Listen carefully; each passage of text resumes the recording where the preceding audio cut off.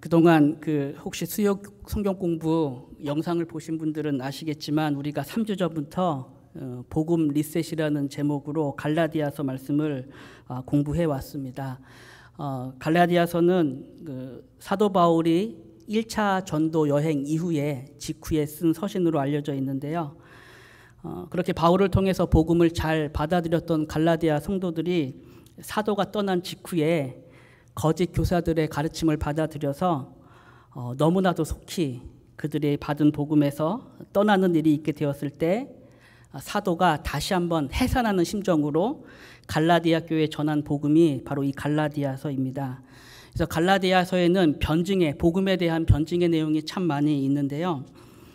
지금 보시는 갈라디아서 1장 1절은 그 변증의 시작이면서 갈라디아 전체에 있어서도 핵심적인 내용을 담고 있는 그런 말씀이라 할 수 있습니다. 사람들에게서 난 것도 아니요, 사람으로 말미암은 것도 아니요, 오직 예수 그리스도와 그를 죽은 자 가운데서 살리신 아버지로 말미암아 사도된 바울은 지금 이 말씀 자체는 사도 바울이 자신의 사도성에 대해서 변증을 하고 있는 그러한 말씀이지만 그것과 동시에 그렇게 사도로서 자신이 전한 복음에 대한 변증의 메시지이기도 합니다. 나의 사도됨이 사람으로 말미암은 것이 아닌 것처럼 내가 너에게 전한 복음도 사람들에게서 난 것도 아니고 사람으로 말미암은 것도 아니고 오직 예수 그리스도와 그를 죽은 자 가운데서 살리신 아버지 하나님으로 말미암아 된 것이다 라는 것을 지금 바울이 증거를 하고 있는 것이죠. 그래서 이러한 변증이 갈라디아서 1장과 2장 전체에 걸쳐서 이어지게 되는데요. 오늘 내용은 이제 그 가운데 있었던 한 사건으로부터 내용이 시작을 하게 됩니다. 그냥 이름을 안디옥 스캔들이라고 그냥 지어봤는데요. 빅매치입니다. 바울과 바나바가 붙은 사건입니다. 바울과 바나바가 붙은 사건이니까 이 일이 당시 얼마나 회자가 됐겠습니까? 안디옥이나 또 이 소식을 들은 여러 교회에 큰 회자가 되었던 그런 사건이 되었을 텐데요. 근데 사실 오늘 내용은 싸운 얘기는 아니고 일방적으로 당한 이야기죠. 베드로가 바울한테 일방적으로 꾸지람을 받은 그러한 이야기입니다. 모르겠어요. 이 내용을 지금 베드로 전후서에서 썼으면 내용이 혹시 달라졌을지 모르겠어요.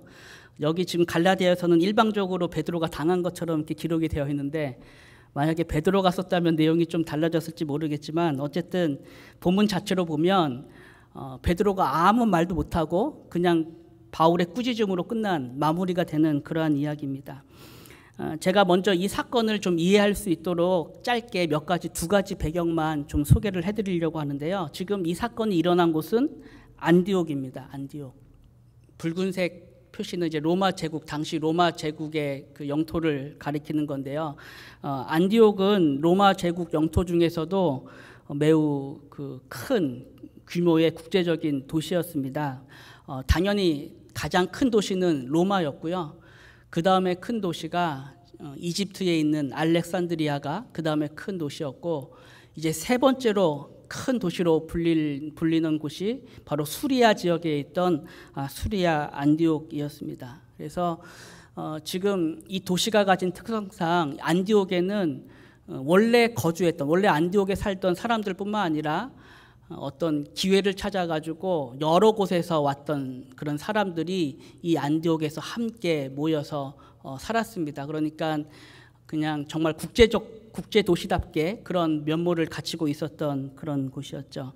근데 바로 이 안디옥으로 그 스데반의 순교 이후에 흩어졌던 유대 그리스도인들이 바로 이 안디옥까지 오게 되고 교회가 세워지게 되고 또 그 많은 사람들이 믿게 되는 그런 일들이 있게 되는데요. 근데 성경에 보면 유대인들이 안디옥으로 와가지고 교회가 세워질 때만 해도 사람들이 복음을 전했을 때 유대인들에게만 말씀을 전했다. 그렇게 성경이 기록을 하고 있습니다.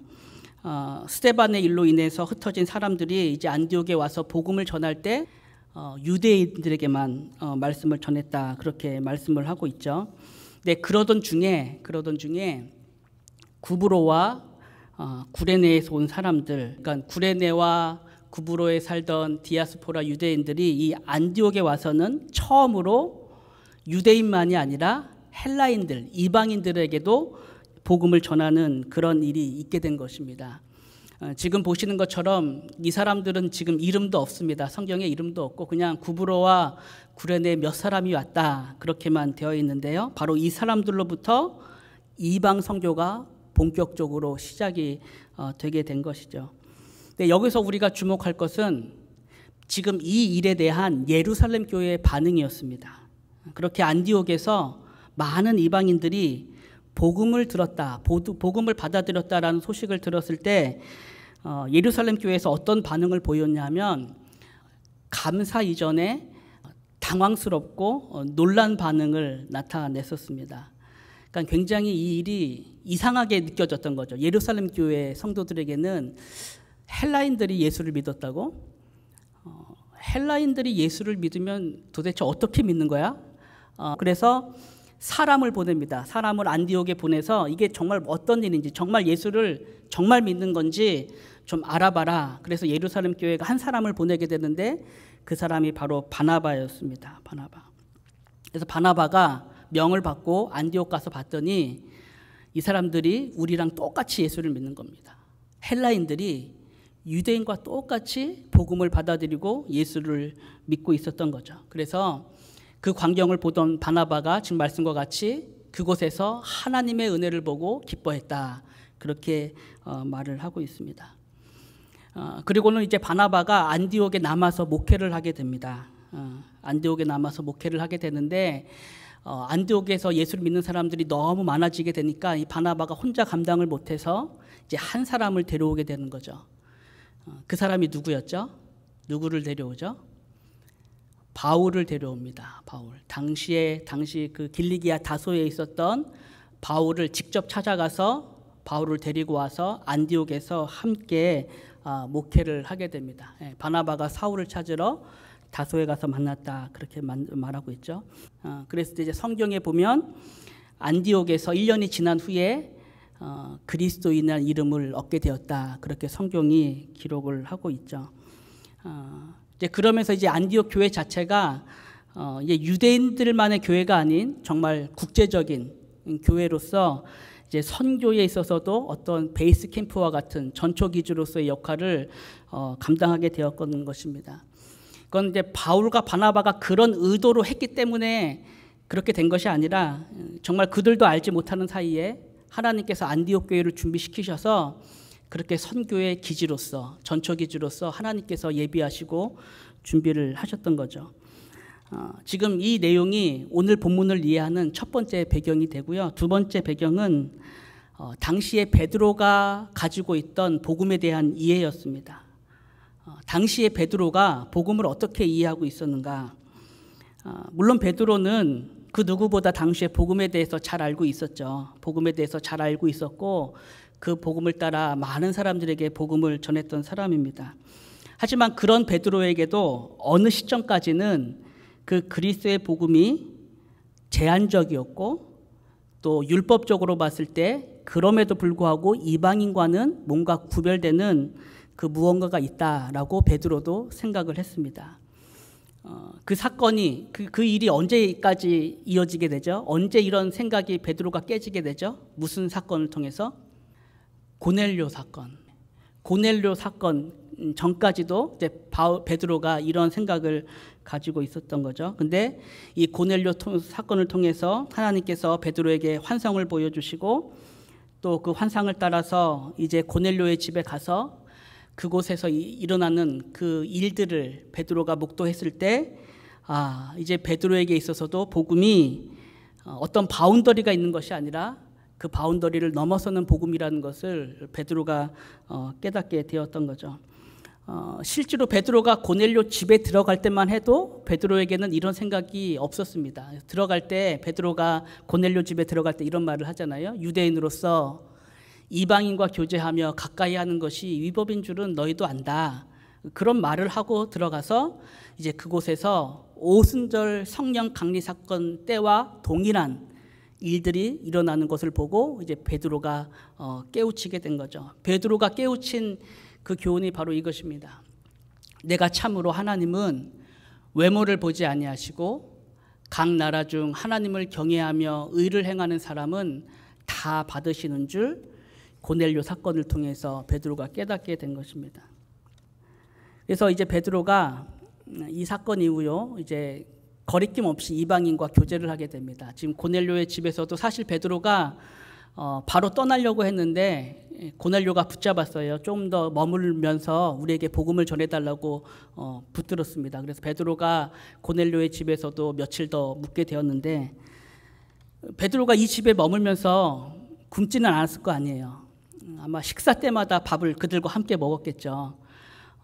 또 고넬료가 복음을 들었으니까 얼마나 베드로에게 잘 음식을 차려주겠습니까? 아마 시마다 때마다 맛있는 음식을 베드로가 먹었을 것입니다. 근데 바로 그랬던 베드로가 안디옥에 갔을 때에 다른 행동을 했던 것입니다. 분명히 지금 로마인 고넬료의 집에서 그렇게 거리낌 없이 함께 잘 교제하면서 식사했던 베드로가 안디옥에 가서는 다른 행동을 하게 되었던 거죠. 처음에는 식사를 잘했습니다. 고넬료의 집에서처럼 이방인과 헬라인과 어울리면서 식사를 잘하다가 누가 들이닥치게 되죠? 헬라인들이 들이닥치게 되자 베드로가 이전에 같이 식사를 안 한 것처럼 얼른 자리를 뜨고 그 자리를 일어나게 된 것이죠. 그래서 2장 12절에 보면 베드로가 할례자들을 두려워하여 떠나 물러갔다. 그렇게 말씀을 하고 있습니다. 지금 이 할례자들이 어떤 사람인가에 대해서 같은 12절에 보면 이 사람들이 야고보에게서 온 어떤 이들이라 그렇게 말하고 있습니다. 야고보에게서 온 어떤 이들. 그래서 이 야고보에게서 온 어떤 이들이 누군가에 대해서 두 가지 견해가 있는데요. 첫 번째는 정말로 야고보가 보낸 사람들이다. 야고보 사도를 통해서 그러니까 지금 안디옥에서 이방인과 유대인이 함께 교제하고 있다는데 과연 저들이 어떻게 교제하고 있는지 한번 알아봐라 해가지고 야고보의 명을 받고 온 사람들이다라고 생각하는 견해가 있고, 또 한 가지는 야고보의 이름을 사칭해서 온 사람들이다라는 견해가 있습니다. 실제로 야고보가 보내지 않았는데 스스로 우리는 예루살렘에서 왔고 야고보가 보내서 왔습니다라고 사칭해서 온, 그러니까 의도가 불순한 사람들을 말하겠죠. 그런 사람들이다 그렇게 얘기를 하고 있는데 이 둘 중에 뭐가 사실인지는 우리가 정확히는 알기 힘들지만 확실한 것은 지금 이 사람들은 유대에서 온 사람들이고 모두가 할례를 받은 사람들이었습니다. 바로 이 할례자들이 왔을 때 지금까지 이방인들과 밥을 잘 먹고 교제하던 베드로가 저들을 의식한 나머지 두려운 마음에 자리를 뜨게 된 것입니다. 잠언 말씀에 사람을 두려워하면 올무에 걸리게 된다라는 말씀이 있는데 지금 베드로가 딱 이런 상황이 된 것입니다. 분명 그 전까지는 자신의 신앙을 따라서 이방인들과 자연스럽게 교제하면서 식사를 했던 베드로가 할례자들이 오니까 안 그랬던 것처럼 함께 식사를 안 한 것처럼 그렇게 떠나서 외식을 하게 된 거죠. 외식을 한 것입니다. 원래 그 외식이라는 히포크라시라는 말이 원래 가면을 쓰고 연기하다라는 헬라어 단어에서 온 거거든요. 가면을 쓰고 연기하다. 근데 지금 베드로가 마치 그와 같이 연기를 한 셈이 된 거죠. 분명히 왜냐하면 자신의 믿음과는 반한 행동을 했기 때문에 그렇습니다. 근데 문제는 지금 이 베드로가 했던 행동을 넘어서 그것이 낳은 파장이 있었습니다. 베드로가 보인 이 행동이 지금 베드로가 보통 사람이 아니잖아요. 베드로가 사도 중에 사도로 여겨졌던 그런 사람인데 그런 베드로가 이런 행동을 하니까 그 여파가 즉시로 다른 사람들에게 미치게 된 것이죠. 그래서 말씀에 보면 누구도 이 일에 동참을 했다라고 말하고 있냐면은 바나바도 이 일에 함께 동참을 했다라고 말하고 있습니다. 바나바도 그들의 외식에 유혹이 되었다라고 얘기를 하고 있죠. 그래서 일이 심각해진 것입니다. 아까 바나바는 바울과 함께 안디옥 교회를 목회했던 사람이라 그랬잖아요. 헬라인들의 목회자였습니다. 이방인들의 목회자였습니다. 근데 그런 자신의 목회자인 바나바가 할례자들이 오니까 두려운 마음에 베드로와 함께 그 자리를 떠나버렸을 때 그 광경을 보는 헬라인 기독교인들의 마음이 과연 어땠을까? 그동안 자신과 함께하고 자신을 목양했던 그 바나바가 마치 안 그랬던 것처럼, 우리랑 교제 안 했던 것처럼 그렇게 떠났을 때 그 광경을 본 헬라인 기독교인들이 어떠한 마음이 들었겠습니까? 아마 이렇게 생각하지 않았을까 싶어요. 그동안 바나바가 우리에게 보였던 모습은 다 외식이었나? 그냥 우리를 그냥 목회자로서 사랑한 척 한 것인가? 우리를 대한 것이 진심이 아니었나? 생각하면 생각할수록 아마 이런 쪽으로 마음이 더 흘렀을지 모르겠습니다. 그래서 바로 이 상황에서 바울이 공개적으로 이 이야기를 내놓았던 것입니다. 그냥 좀 상황이 어느 정도 정리된 다음에, 베드로가 나간 다음에 뒷수습 하듯이 얘기를 한 것이 아니라 지금 본문에 있는 것처럼 바울이 베드로를 앞에 두고 대면하여 책망했다, 그렇게 말합니다. 면책한 것이죠. 면책이 이제 죄를 면한다라는 뜻도 있지만 한자에 따라서는 얼굴을 보고 책망한다라는 뜻이 있잖아요. 그러니까 지금 얼굴을 대놓고 면전에서 책망을 한 것입니다. 사실 인간적으로 생각하면 결코 쉬운 일이 아니었을 거라 생각합니다. 이게 어떻게 쉽겠어요?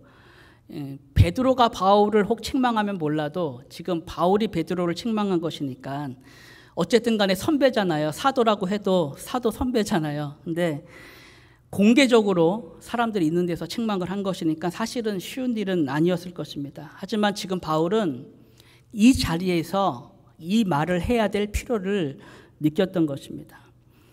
왜냐하면 지금 그냥 사건적으로 표면적으로 나타난 것은 그냥 유대인과 헬라인들이 같이 식사를 하다가 일어난 어떤 해프닝처럼 보이지만 지금 바울에게 있어서 이 사건은 근본적으로 복음에 대한 문제이고 그 복음의 핵심에 맞닿아 있는 사건으로 바울은 생각을 한 것입니다.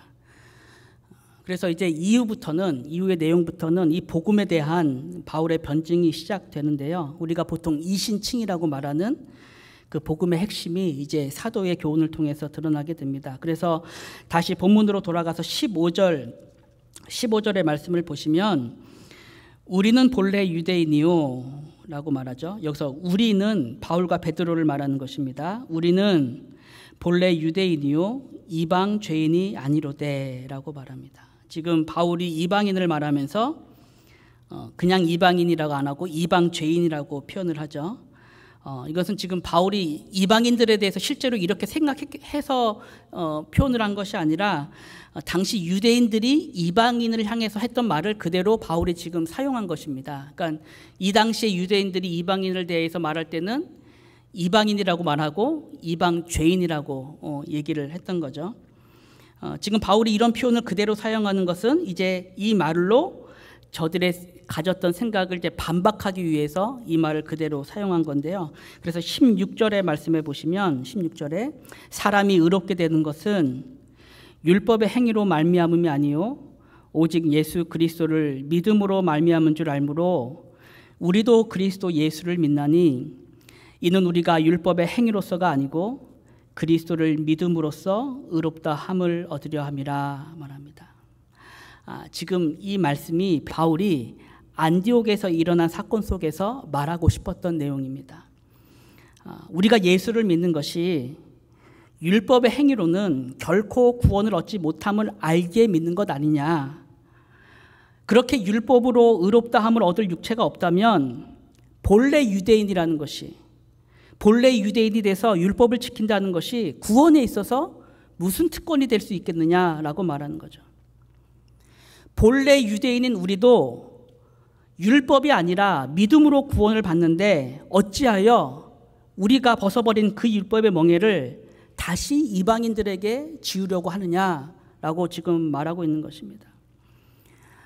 지금 이 말 자체는 저와 여러분들에게는 아무 거리낌 없이 자연스럽게 받아들일 수 있는 말이지만 이 말을 들은 유대인들은 이 말 자체로 사실은 당황스러운 말이고 어떤 점에서는 자존심이 상하는 그런 말일 수가 있습니다. 왜냐하면 지금 유대인들은 로마의 치하에 있으면서도 내가 유대인이라는 자부심 하나로 살아왔잖아요. 우리가 선민이고 아브라함의 자손이고 율법은 받은 자고 그 자부심 하나로 살아왔는데 지금 그 모든 것이 구원에 있어서 아무런 메리트가 되지 않는다고 말하니까 당황스럽고 용납하기 힘든 말이 되는 것이죠. 하지만 그리스도의 복음이라는 것은 바로 그러한 마음을 깨는 것에 그리스도의 복음이 있습니다. 그렇게 복음 안에서 내가 누구인지 철저하게 깨닫고 정말 그 마음이 그 앞에서 깨어져서 하나님만을 의지하고 내가 가진 것으로는, 내가 행한 것으로는 하나님께 한 발짝도 갈 수 없다는 그 사실을 알게 하는 것에 복음이 가지는 참된 능력과 힘이 있는 것이죠. 오늘 본문은 바로 그 은혜의 핵심에, 복음의 은혜의 핵심에 이신칭이 오직 믿음으로 의롭게 되는 은혜가 있다라는 것을 우리에게 교훈하고 있습니다. 저와 여러분들이 이 칭의의 은혜에 대해서 참 많이 듣고 배우셨는데요.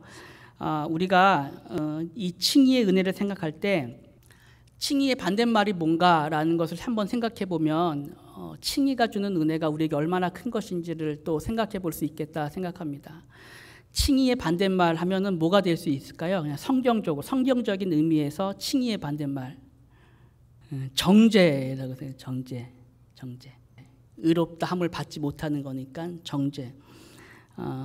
칭이라는 것은 바로 이 정죄의 자리에서 우리가 그리스도를 통해 받게 된 은혜입니다. 저와 여러분들이 예수를 믿고 매일 깨닫는 것은 내가 얼마나 죄인이라는 사실, 그 사실 예수 믿고 깨닫게 되잖아요. 내가 얼마나 어찌할 수 없는 죄인인가. 우리가 이 팬데믹 기간에도, 우리가 이 금연 모임에 참여하지 못하는 기간, 그 수많은 기간 속에서도 우리 안에서 매일 확인되는 진리는 내가 죄인이라는 사실, 내가 얼마나 하나님을 멀리하는 자인가, 말씀을 멀리하고 기도를 멀리하는 그런 사람인가라는 것을 우리가 깨닫게 되는데, 바로 그런 우리를 향해서 세상의 법정도 아니라 가장 거룩하신 하나님의 법정에서 그 공의로운 심판대 앞에서 우리에게 무죄라고, 정죄함이 없다고 그렇게 선언하시는 그 은혜가 얼마나 놀라운 은혜인지 알 수 없는 거죠. 우리가 작년에 이제 팬데믹 기간 때 특별히 이제 하이델베르그 요리 문답 가지고 가정 모임 예배를 했었는데 그 내용 가운데 바로 이 칭의와 관련된 내용이 있습니다. 제가 하이델베르그 요리 문답 내용 가운데 가장 좋아하는 구절 중에 하나인데요. 하이델베르그 60문입니다. 당신은 어떻게 하나님 앞에서 의롭게 됩니까? 라는 질문입니다. 그 질문에 요리 문답은 이렇게 대답합니다. 오직 예수 그리스도에 대한 참된 믿음으로만 됩니다. 비록 내가 하나님의 모든 계명을 크게 어겼고 단 하나도 지키지 않았으며 여전히 모든 악으로 향하는 성향이 있다고 나의 양심이 고소하지만 하나님께서는 나의 공로가 전혀 없이 순전히 은혜로 그리스도의 온전히 만족해 하심과 의로움과 거룩함을 선물로 주십니다. 하나님께서는 마치 나에게 죄가 전혀 없고 또한 내가 죄를 짓지 않은 것처럼 실로 그리스도께서 나를 위해 이루신 모든 순종을 내가 직접 이룬 것처럼 여겨주십니다. 오직 믿는 마음으로만 나는 이 선물을 받습니다. 이것이 정말 저와 여러분들이 그리스도 안에서 얻은 칭의의 은혜이자 거룩과 구원의 은혜인 것이죠. 지금 갈라디아서가 말하는 것은 이 은혜를 받음에 있어 유대인과 헬라인의 차이가 어디 있느냐라고 말하는 것입니다. 사람이 의롭게 되는 것은 율법의 행위로 말미암음이 아니요 오직 예수 그리스도를 믿는 믿음으로 말미암다고 했을 때 과연 헬라인과 유대인의 무슨 차이가 있겠느냐라고 말을 하고 있는 거죠. 그래서 바울은 바로 이 믿음으로 의롭게 되는 은혜에 대해서 논박하는 사람들에게 이와 같은 말씀을 합니다. 17절 말씀인데요. 17절 말씀, 만일 우리가 그리스도 안에서 의롭게 되려 하다가 죄인으로 드러나면 그리스도께서 죄를 짓게 하는 자냐? 결코 그럴 수 없느니라 말합니다. 지금 바울이 이 말씀을 왜 할까요? 바울이 지금 오늘 말씀처럼 사람이 의롭게 되는 것은 율법이 아니라 믿음으로만 된다고 말할 때 항상 사람들이 하는 말이 있었죠. 오늘날에도 그렇고 이 말을 할 때마다 사람들이 논박하고 반박하고 하는 말이 뭡니까? 그렇게 말하면 사람들이 말씀을 지켜 행하려고 하겠냐라는 거죠. 그거 사람들로 하여금 방종하게 만드는 거지, 예수를 믿을 때부터 당신 구원받았고 이미 의롭게 됐다라고 말하면 누가 말씀을 지켜 행하려고 하겠느냐, 이렇게 말하는 사람들이 종교개혁 당시에만 있었던 것이 아니라 지금 말씀을 보면 바울이 목회했던 그 초대교회 당시로부터 이런 말을 하는 사람들이 있었던 것입니다. 사실 저와 여러분들이 이런 내용들을 생각할 때마다 우리들의 삶은, 저와 여러분들의 삶은 지금 이 말이 진리가 아니라는 것을 증명하며 살아야 할 그런 책임이 우리에게 있다라는 것을 우리가 또한 생각하게 됩니다. 오직 믿음으로만 의롭게 된다는 이 교리가 결코 우리의 삶을 방종으로 만드는 교리가 아니라 그것 때문에 하나님을 더 사랑하게 하는 교리라는 것을 증명해야 할 책임은 저와 여러분들에게 있는 것이죠. 제가 예전에 성경 공부할 때 자주 인용했던 말 중에 하나가 이 말입니다. 무지는 헌신의 어머니다.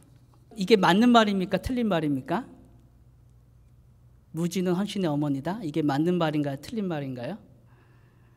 틀린 말이죠. 이 말은 중세 카톨릭 교회에서 성도들에게 말씀을 안 가르칠 때 내세웠던 이유로 이 말을 한 겁니다. 무지는 헌신의 어머니다. 너희가 잘 몰랐을 때 하나님에 대해서 더 섬기고 봉사하게 되지, 자꾸 배우다 보면 오히려 머리만 커져서 손발이 안 움직인다. 그래서 안 가르친, 중세 기독교에서, 카톨릭에서 성도들에게 말씀을 안 가르치는 이유로 이 내용을 했던 거죠. 우리의 책임이라는 것은, 성도의 삶의 모습이라는 것은 이 말이 사실이 아니라는 것을 우리가 증명해야 할 책임이 있는 거죠. 무지는 헌신의 어머니가 아니다. 오히려 하나님을 알면 알수록 우리에게 그를 섬기고자 하는 마음과 성도를 향한 섬김이 있다는 것이, 그게 진리라는 것을 드러날 책임은 저와 여러분들에게 있는 것입니다. 그것과 함께 이 이신칭의 교리도, 그렇게 믿음으로 말미암아 의롭게 된다는 교리가 결코 사람을 방종으로 이끄는 교리가 아니라 그것 때문에 더 주님을 사랑하게 되는 교리라는 것을 증명해야 될 책임도 저와 여러분들에게 있는 것입니다. 그래서 사도가 말하는 거죠. 사도가 말할 때, 만일 우리가 그리스도 안에서 의롭게 되려 하다가 죄인으로 드러나면 그리스도께서 죄를 짓게 하는 자냐? 결코 그럴 수 없느니라. 그러니까 칭의의 은혜는 결코 우리를 범죄하도록 만드는 것이 아니다라고 말하는 거죠. 그러면서 이제 바울이 18절에서 말할 때, 만일 내가 헐었던 것을 다시 세우면 내가 나를 범법자로 만드는 것이라, 그렇게 얘기합니다. 지금 말씀처럼 바울이 내가 헐었던 것을 다시 세우면, 그래서 내가 헌 것을 나는 다시 세우지 않겠다라고 했을 때 그 헌 것은 뭘 말할까요? 내가 헐었던 것. 바울은 내가 지금 뭘 헐었다고 말하는 거죠? 복음을 알았을 때 뭘 헐게 됩니까? 율법을 통한 자기 의를 헐게 됩니다. 자기의 것으로 내가 행해서 율법을 통해서 하나님께 가까이 가려고 하는 그 자기 의를 헐었는데 내가 그리스도의 복음을 헐었는데 내가 죄를 진다고 해서 그것을 다시 세우려고 한다고 한다면 그것은 나로 범법자가 되게 하는 것이다 라고 말하는 거죠. 그래서 19절, 이어지는 19절에서 말할 때, 내가 율법으로 말미암아 율법에 대하여 죽었나니 이는 하나님에 대하여 살려 함이라 라고 말하는 것입니다. 오늘 갈라디아서를 통한 복음은 바로 이 은혜를 전하는 것에 있었고, 이 복음을 다시 세우는 것에 있었기 때문에 사실 좀 보는 사람 입장에서는 민망하고 당황스러운 일이었지만, 그렇게 바울이 자신의 선배 사도였던 베드로에 대해서 꾸짖는 일도 이때에 있었던 것입니다. 그것은 바울이 이미 갈라디아서 1장을 통해서 말했던 것처럼, 이제 내가 사람에게 좋게 하랴, 하나님께 좋게 하랴, 사람들에게 기쁨을 구하랴, 내가 지금까지 사람들의 기쁨을 구하였다면 그리스도의 종이 아니니라 라는 자신의 고백을 마치 보여주는 듯한 그런 모습이 되었던 것이죠. 말씀드렸던 것처럼 베드로는 이미 복음의 진리에 대해서 알고 있었습니다. 믿음으로 의롭다함을 얻는다는 복음에 대해서 알고 있었고, 그래서 스스로 이 복음을 전하다가 무슨 일인지는 모르지만 안디옥까지 와서는 거기서도 자신이 알고 있는 복음을 따라서 아무 꺼리낌 없이 헬라 그리스도인과 함께 교제와 식사를 했는데, 갑자기 할례자들이 오니까 마치 복음을 모르는 자처럼 순간적으로 두려운 마음에 자리를 뜨게 되었을 때, 지금 이 모습이 바울에게 있어서는 복음으로 말미암아 헐었던 것을 다시 세우는 듯한 그러한 모습으로 보여졌던 것이죠. 그래서 지금 이 사건 자체는 안디옥에서 일어났지만 바울은 지금 이 이야기를 갈라디아 교회 성도들에게 쓰고 있습니다. 이 사건을 갈라디아 교회. 왜 그랬을까요? 왜 지금 이 내용을 왜 갈라디아 성도들에게 알게 하죠? 아마 혹시 그동안 내용을 들으셨던 분들은 왜 바울이 이 내용을 지금 갈라디아 교인들에게 쓰고 있는지 아마 아실 것입니다. 지금 갈라디아 교회가 당한 상황이 바로 이와 동일한 상황 가운데 있었기 때문에, 갈라디아 교회가 당한 유혹과 그 거짓 복음의 내용이 지금 이 안디옥에서 일어난 스캔들과 동일한 맥락 가운데 있었기 때문에 지금 이 내용을 썼던 거죠. 바울이 1차 전도 여행을 통해서 갈라디아 교회에 복음을 전하고, 그래서 많은 사람들이 복음을 받고 교회도 세워지고 장로도 세워졌는데, 바울이 그곳을 떠나자마자 동시에 거짓 교사들이 와가지고 갈라디아 성도들을 꾀했을 때 무엇을 가지고 꾀했느냐? 너희는 예수 믿으면 안 된다, 그렇게 깼던 것이 아니라 예수를 믿어라, 예수는 믿되 할례도 행하고 율법도 지켜야 한다라고 꾀었던 것이죠. 근데 그들이 정한 복음이 갈라디아 성도들의 마음을 기쁘게 했던 것입니다. 이게 참 희한한 일이지만 그 복음이 오히려 갈라디아 성도들에게는 더 리즈너블했고 기쁨이 되었던 것이죠. 그래서 저들이 받은 복음에서 속히 떠났다, 그것을 내가 이상히 여긴다, 바울이 그렇게 얘기를 했던 것입니다. 바로 그 모습이 지금 갈라디아에서 바울이 말했던 것처럼 이전에 허물었던 것을 다시 세우는 모습이었고, 그리스도로 말미암아 얻은 자유를 떠나서 다시 종노릇하는 그런 모습이 되었기 때문에 지금 바울 사도는 안디옥에서 일어난 이 스캔들, 이 해프닝을 갈라디아 교회 성도들에게 적어서 복음이 무엇인가, 너희들이 가져야 될 그 복음의 핵심이 무엇인지를 다시 한번 알려야 할 필요를 가지게 되었던 것입니다.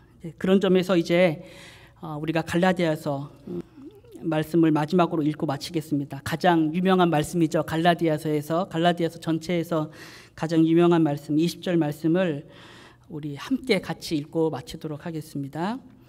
내가 그리스도와 함께 십자가에 못 박혔나니 그런즉 이제는 내가 사는 것이 아니요 오직 내 안에 그리스도께서 사시는 것이라. 이제 내가 육체 가운데 사는 것은 나를 사랑하사 나를 위하여 자기 자신을 버리신 하나님의 아들을 믿는 믿음 안에서 사는 것이라.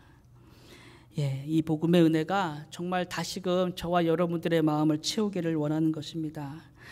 지금 우리가 이 땅에 사는 것은 나를 사랑하사 나를 위하여 자기 자신을 버리신 하나님의 아들을 믿는 믿음에서 사는 것이다 라는 이 고백이 그렇게 그리스도 안에서 은혜로 의롭다 칭함을 받은 그리스도의 삶 속에서 날마다 나타내야 될 모습인 것이죠.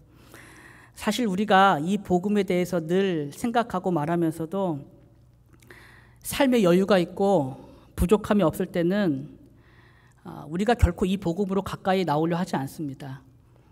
아무리 내가 죄인이라는 것을 깨달아도 삶의 부족함이 없으면 결코 복음으로 가까이 나오진 않죠. 실제 저와 여러분들이 얼마나 신앙에 있어서 냉담해지기 쉽습니까?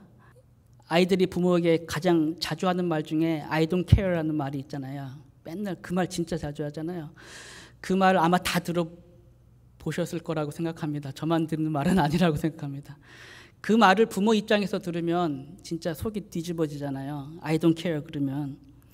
근데 사실 우리들의 신앙의 모습이 그럴 수가 있습니다. 항상 복음을 말하고 항상 하나님의 은혜에 감사한다고 하지만 실제로는 복음에 대해서 알려 하지도 않고 관심도 가지지 않을 때가 많은 거죠. 내가 죄인인 거 알고 그리스도의 은혜를 안다고 해도 삶이 조금만 편안해지고 든든해지면 그 속에서 우리의 신앙이 얼마나 쉽게 냉담해지는지를 우리는 지금까지 삶을 통해서 경험하게 됩니다. 그런 점에서 저는 생각할 때 저와 여러분들이 지금 이 자리에 있는 것은 지금도 저와 여러분들에게 없는 바로 그것 때문에 우리가 이 자리에 있다 저는 생각을 합니다. 지금도 우리에게 없어서 우리 스스로 아쉬워하는 그거, 정말 내 삶에 이것만 채워지면 숨 좀 쉬겠다라고 생각하는 바로 그것 때문에 우리는 지금도 복음을 구하게 되고 하나님을 찾게 되고 하나님의 은혜에 매달리게 되는 거죠. 분명히 고난은 우리에게 있어 지금도 슬프고 힘들고 아픈 것이지만 우리가 정말 그리스도의 참 성도라고 할 때는 하나님께서 반드시 그 고난을 통해서 가장 우리 삶의 밑바닥에 있는 우리의 참된 반석을 보게 하십니다. 우리의 삶이 무엇 위에 서 있고 지금도 무엇 위에서 살고 있는지 그 반석을 우리에게 보게 하시는 것이죠.